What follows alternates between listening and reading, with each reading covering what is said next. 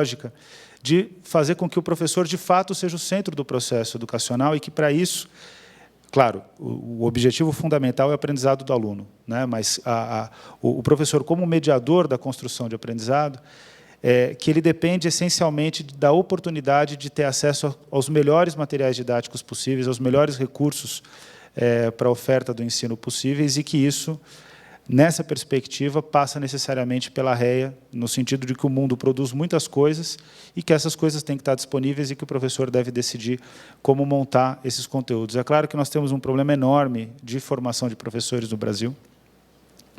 É um problema que não pode ser ignorado. Ele começa na educação básica. O debate brasileiro sobre formação de professores ele é muito raso. Normalmente se culpabiliza o professor que está na rede, mas aquele é o professor que existe. E você não substitui 2 milhões de professores de um dia para o outro.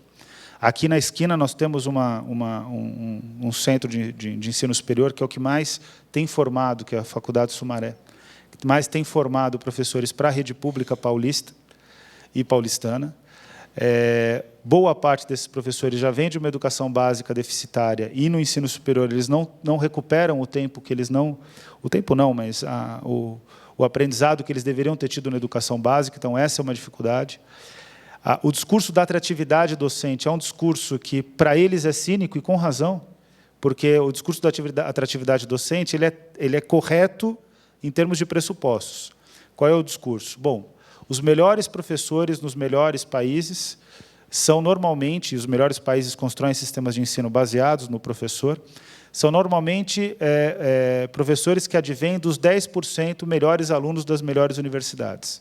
Então, esse é o discurso da Coreia, da Finlândia, que basicamente significa que a atratividade da carreira é tão grande que 10% dos melhores alunos das universidades que são formadas nesse país decidem optar pela carreira docente. O problema é que nessa não é a realidade do Brasil, e quando a gente radicaliza nesse tipo de argumento, o que você está dando de recado para o professor que hoje está na rede pública é que ele não serve, porque ele é um professor indesejável. Ele está lá, passou no concurso, mas que ele é um professor que não era para estar ali, ele não tem a formação adequada para estar ali. O fato é que existe um problema de qualidade mesmo dos professores, eles tiveram uma formação deficitária, mas tem que recuperar esse professor com essa formação deficitária, não adianta. Quer dizer, você tem que garantir o que é a principal fronteira hoje da política de educação, que é a formação continuada. E ela tem que ser tão boa que tem que recuperar o tempo perdido. E tem que também partir de um pressuposto. O Brasil se preocupa muito no debate da política pública de que o professor ele já tem que sair da universidade formado. Eu tenho certeza que nenhum de nós aqui, quando nós iniciamos a nossa carreira, nós já estávamos formados. A gente se forma durante o processo.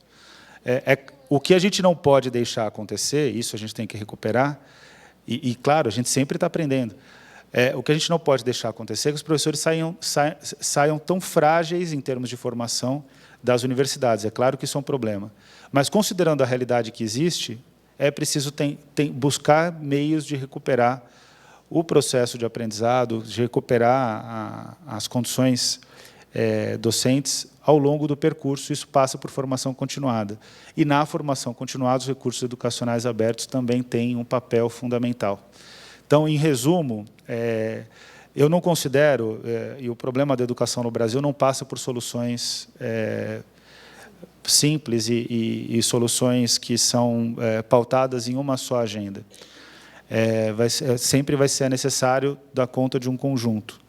Acontece que também dar conta de um conjunto não é uma possibilidade concreta, especialmente nos dias de hoje, numa perspectiva de recessão econômica, ajuste fiscal, redução de recursos para as áreas sociais, rediscussão absurda das vinculações obrigatórias constitucionais, que já são insuficientes para a saúde e para a educação, mas que está sendo, de uma forma ou de outra, pautado isso no Congresso Nacional, e que é inaceitável que isso aconteça, porque se tiver a desvinculação das receitas obrigatórias de educação e saúde, os mais prejudicados sempre vão ser os mais pobres, que sempre vai ser a classe C, D e E, que é a principal vítima hoje do ajuste fiscal também. Então, eu não quero dizer aqui, dentro de toda essa conjuntura, que os recursos educacionais abertos, por si só, vão dar conta de uma revolução na educação. Mas, certamente, eles fazem parte de uma nova agenda para a área de educação, uma agenda que é mais adequada em termos pedagógicos, que ela é mais concreta, que ela está ela parte de um princípio fundamental, que é o princípio da publicidade, na teoria habermasiana, ou da Hannah Arendt, que é a ideia do público, né? A publicidade como público, quer dizer, fazer com que, de fato, todos tenham benefício daquilo que é produzido pela sociedade. E, para nós, da Campanha Nacional pelo Direito à Educação, esse é um caminho que a gente vai investir, vai trabalhar e vai tentar fazer com que isso seja uma política pública. Hoje, nós já temos um mecanismo de exigibilidade, que é o fato de que, no Plano Nacional de Educação, os recursos educacionais abertos já constam nas estratégias. Então, em cada sistema municipal de educação, cada sistema estadual de educação, dentro das próprias contratações do Ministério da Educação, a gente já pode tensionar para que essa seja uma perspectiva. Vai ser um trabalho longo, vai ser um trabalho árduo, mas eu tenho muita esperança de que isso frutifique. E aí foi por isso, né, que eu aceitei, né, o convite da Áurea e da Priscila, de sair lá dos cenários, que a gente construiu os cenários, né, então a gente faz parte da convocação dos cenários, passar por aqui rapidamente, voltar para lá, né, porque já me cobraram que eu tinha que voltar, mas era importante passar essa mensagem de que a gente está aprendendo com vocês. Certamente a gente ainda não entende tão bem de recursos educacionais abertos, mas a gente investe nessa perspectiva. Então, muito obrigado, um bom evento para vocês, e agradeço mais uma vez o convite em nome da rede da Campanha Nacional pelo Direito à Educação. Daniel, eu que te agradeço. E vou quebrar um pouquinho aqui o roteiro para a gente poder aproveitar mais um tiquinho. Eu sei que você está saindo correndo, mas queria saber se alguém tem alguma pergunta, porque o Daniel não vai poder acompanhar a gente nos debates. Então, se alguém tiver alguma pergunta, fale agora. Eu tenho uma, rapidinho. Então, assim, para a gente alcançar essa política pública, eu acho que vai ser mais eficaz quanto maior a demanda e a pressão, né? Então, uma parte importante disso é sensibilizar os professores. Queria perguntar a vocês dois, qual é a estratégia para a gente atingir esse formador, né, do pensamento de REA, o gestor público, aquele que cuida da escola e que vai dar oportunidade para o professor exercer uma atividade REA. Vai fazer mais uma pergunta? Melhor ouvir as perguntas todas, acho que sim. Tem mais alguma pergunta? Tem uma aqui. Nome e empresa. Oi, meu nome é Carlos Sanches, eu tenho uma consultoria de tecnologia educacional.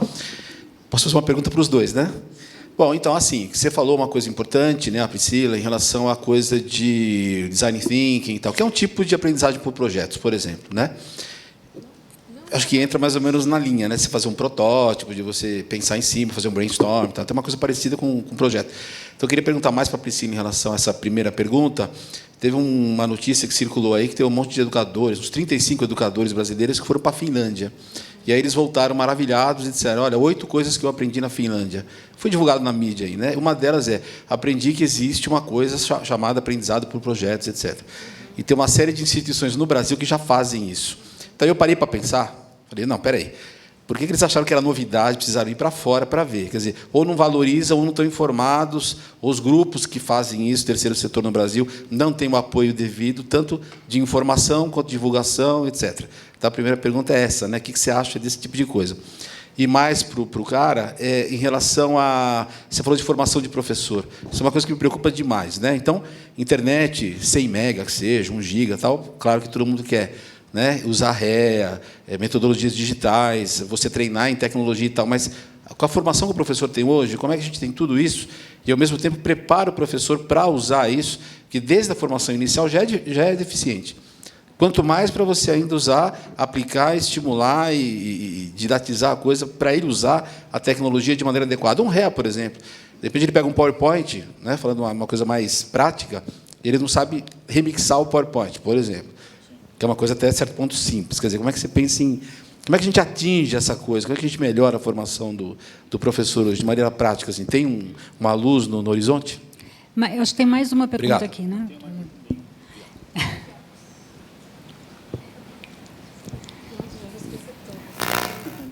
Meu nome é Stavro, sou da Fundação Getúlio Vargas. Na realidade, eu não quero fazer uma pergunta, eu só quero adicionar ao que o cara colocou, que no marco regulatório que está sendo discutido agora no CNE para educação à distância, um dos itens que a gente conseguiu convencer a comissão a colocar é o REA e está lá.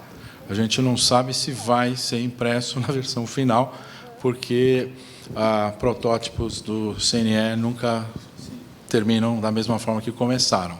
Mas isso, por exemplo, já é algo de desdobramento estratégico que eu queria te adiantar. O texto está lá no site do CNE, você pode ver que tem lá, num parágrafo, mencionando esse aspecto do REA relacionado ao material público. É só isso. É a última ali, ó. É Josulina, é isso?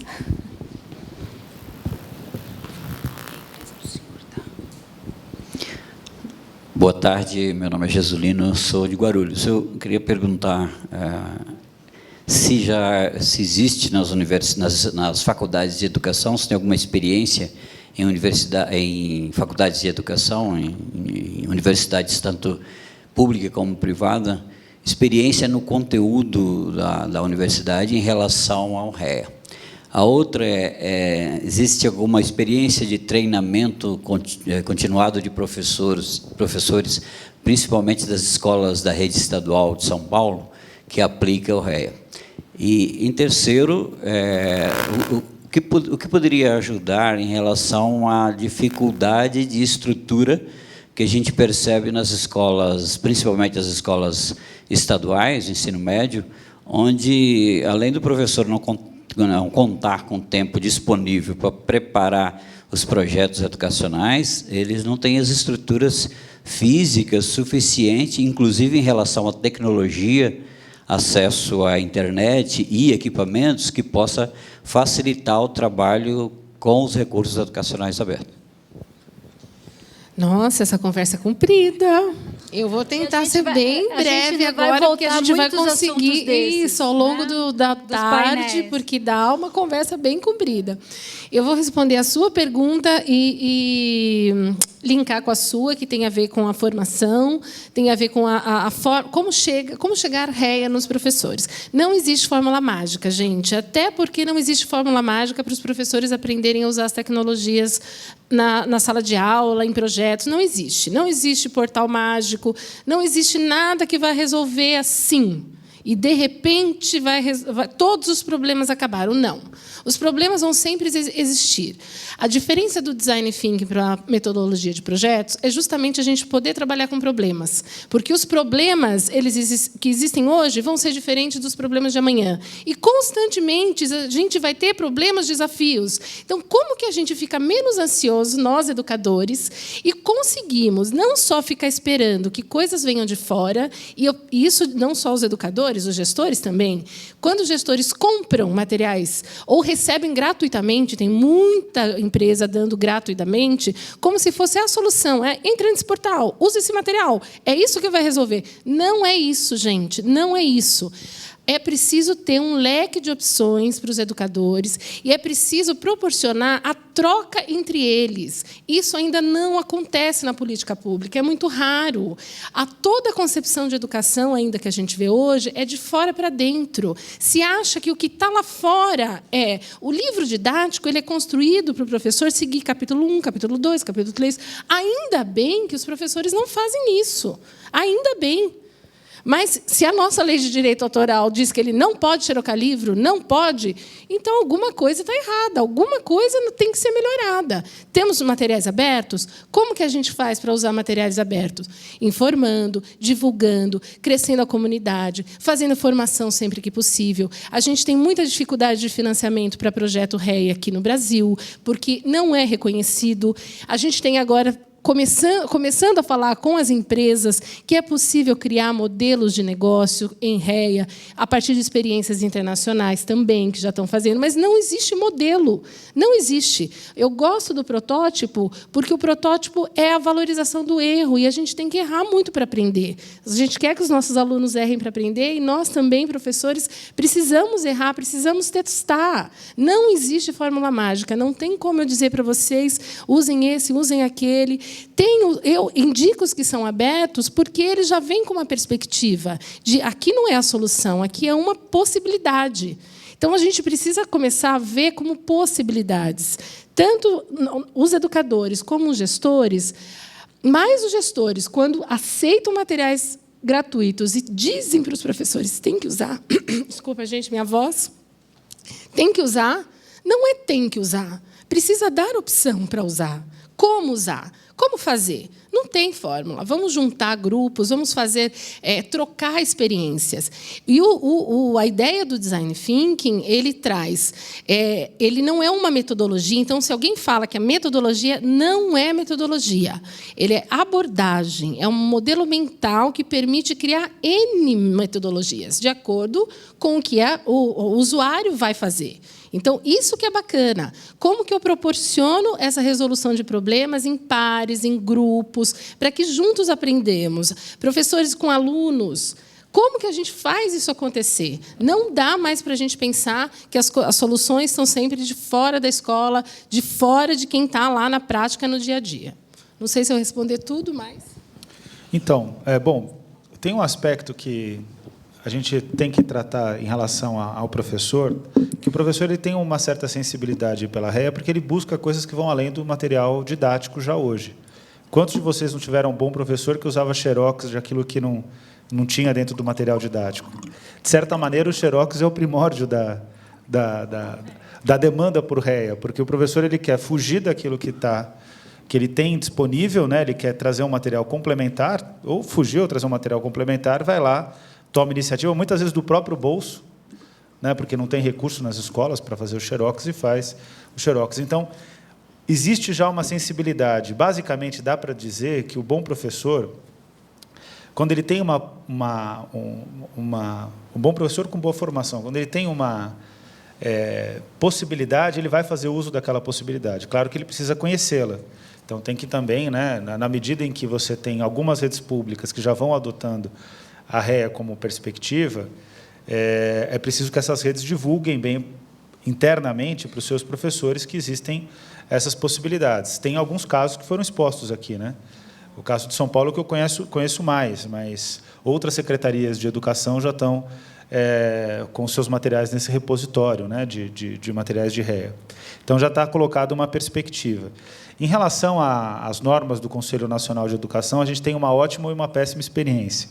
A ótima é que o Conselho Nacional de Educação ele busca avançar, ele busca colocar questões novas nos seus pareceres.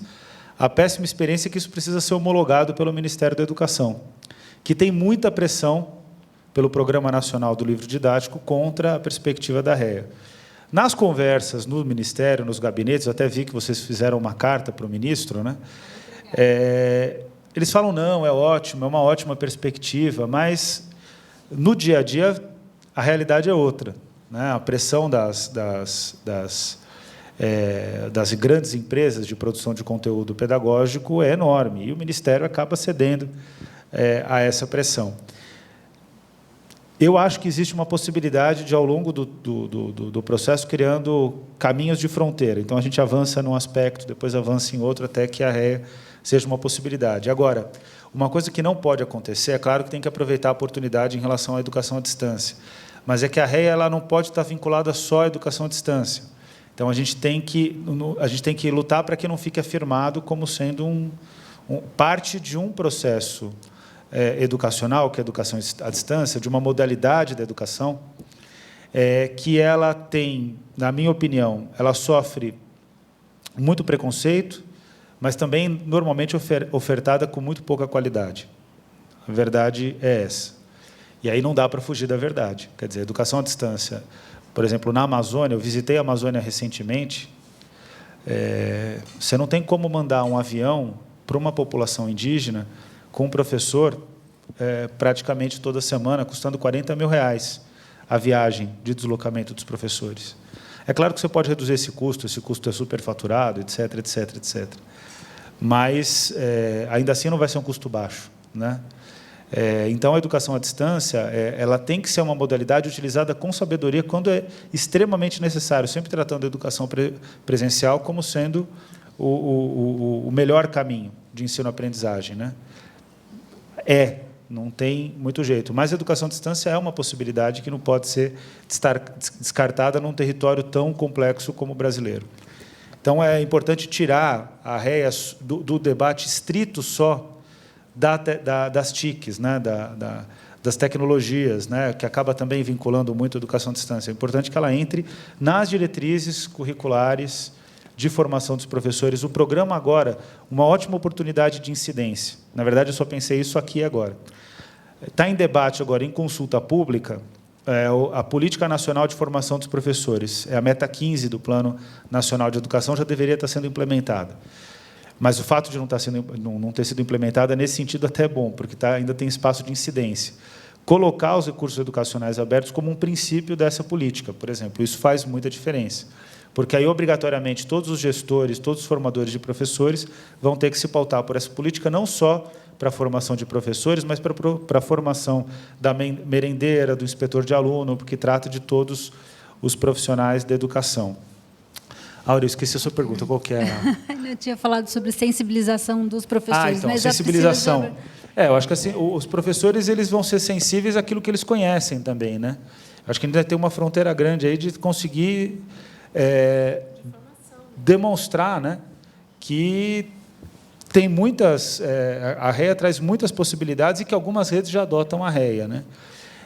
Eu acho que, por último, né, das perguntas, né, a preocupação em relação à infraestrutura das escolas. Eu tive no Amapá, em 2011, debatendo o Plano Nacional de Educação, e no dia seguinte caiu a secretária. A campanha é um negócio meio maluco, porque a gente reúne todos os atores da sociedade, não são todos, mas pelo menos atores de todos os espectros ideológicos, isso com certeza. E a campanha tem, desde a Fundação Abrinq, Instituto CIA, tem parceria com a Fundação SM, até o MST, quer dizer, tem fundações de base empresarial e o Movimento dos Trabalhadores Rurais Sem Terra. E eu fui no Amapá, num evento da Secretaria de Educação, em parceria com a campanha, que isso é raro, né, fazer eventos em parceria assim, com os governos, especialmente quando tem pautas que são pautas que está tendo uma disputa com o governo, né?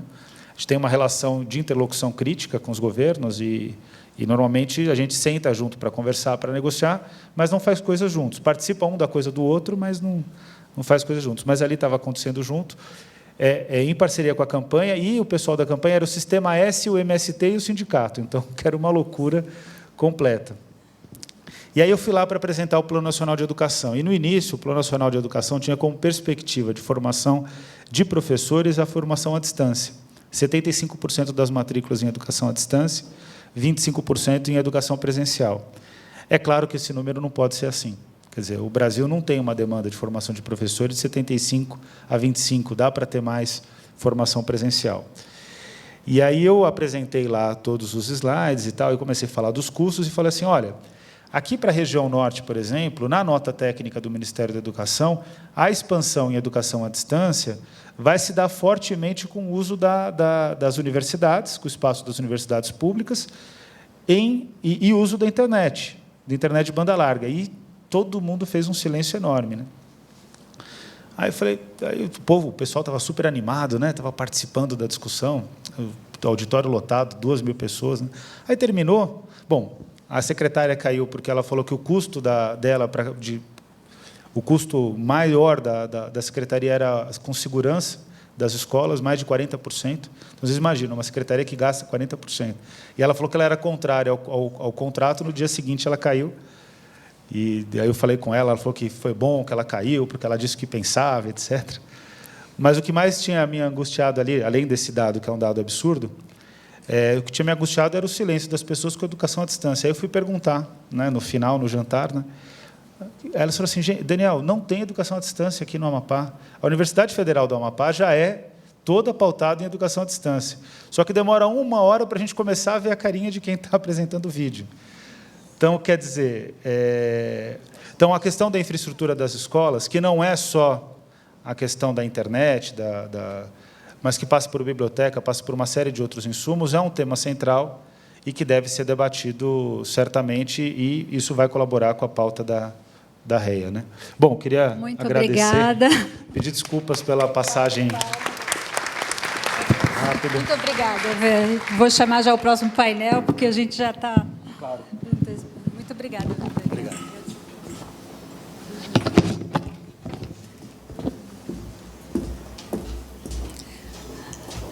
Eu vou chamar agora para a gente fazer o painel Estado da Arte de REA no Brasil e no Mundo. Ian Gondol, que é responsável pelos projetos de dados abertos de educação aberta no governo da República Eslovaca, representante do OpenGov Partnership.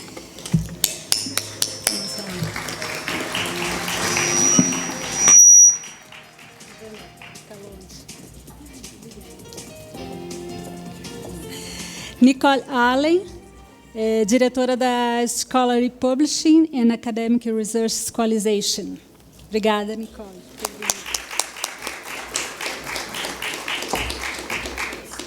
Prazer. Professor Stavros Chantopoulos.